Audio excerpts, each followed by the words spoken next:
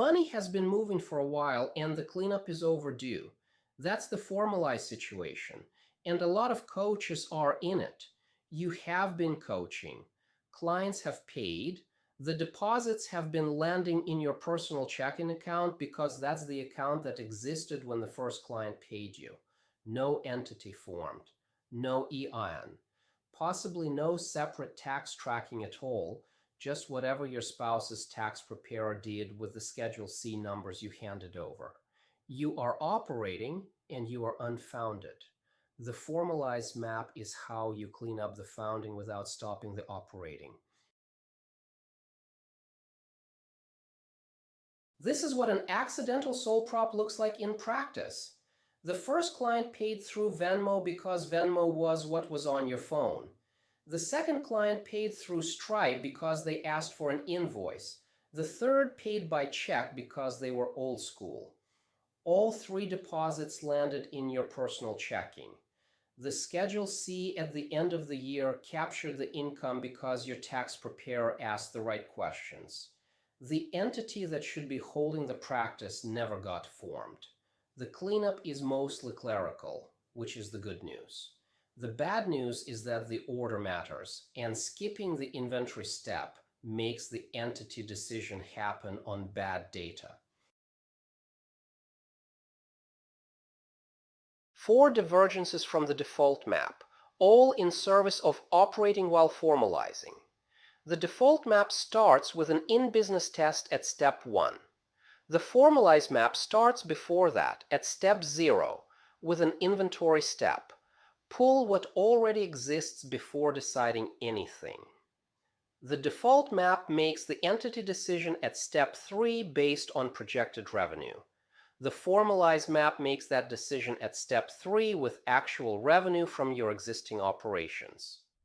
The default map ignores mid-year tax mechanics because there's no prior activity. The Formalize Map handles the mid-year tax split at step 14.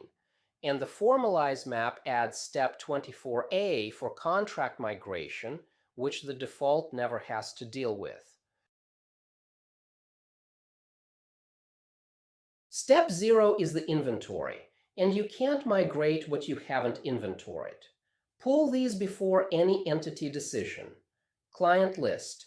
Every active client and any inactive client from the last 12 months whose contract or engagement might still be in force. 12 months of payment history from every rail clients have used. Stripe, PayPal, Venmo, ACH, bank transfers, checks. Prior year tax return, specifically the Schedule C if you filed one. Every contract or engagement letter in writing. Save all of it in a folder named Formalize Inventory. The entity decision, the contract migration call, and the mid-year tax conversation with the CPA all draw from this folder over the next 7 steps. Step 3 uses your real revenue data, which changes the S-corp question. The default map makes the entity decision against projected revenue, which is mostly guesswork in year 1. You don't have to guess. You have 12 months of actual deposits and a Schedule C that names the expense side.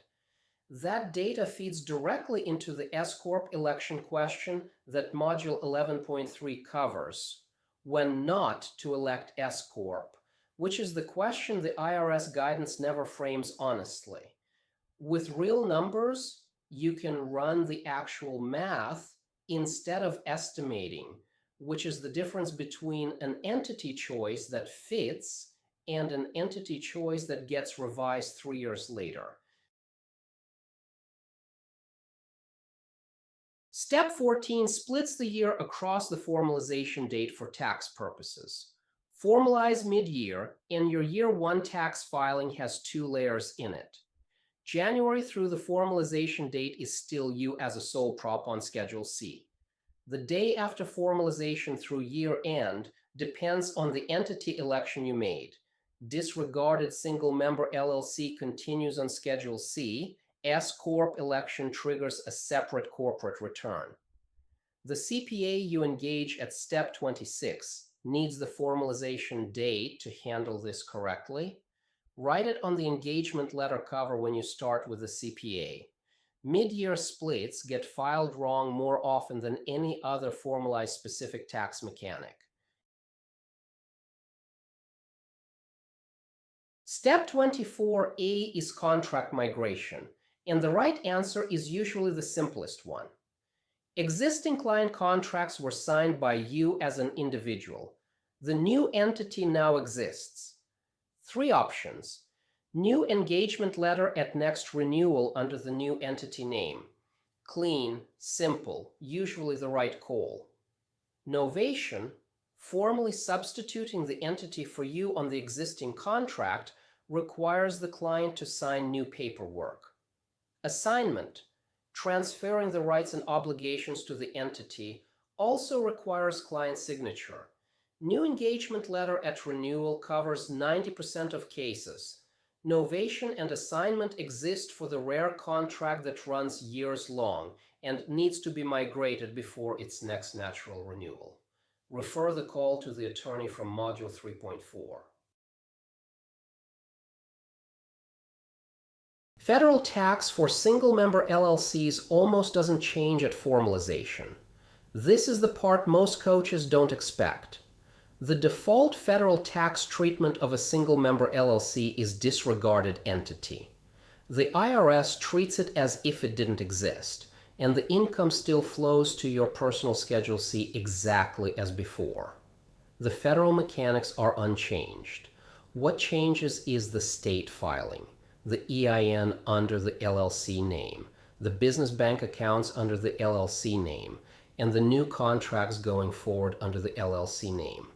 Mechanically simpler than the fear around it suggests, cleaner than expected. Pull 2 artifacts before moving past this unit. Your most recent Schedule C, or your prior year tax return if you filed jointly and the Schedule C is buried in it. The last 12 months of your payment history from whichever Rails clients have used, both into a folder named Formalize Inventory. You'll reference both within the next 7 steps. The entity decision pulls from them. The contract migration call to the attorney pulls from them. The mid-year tax conversation with the CPA at step 26 pulls from them. The inventory is the first step because every later step depends on it being done first.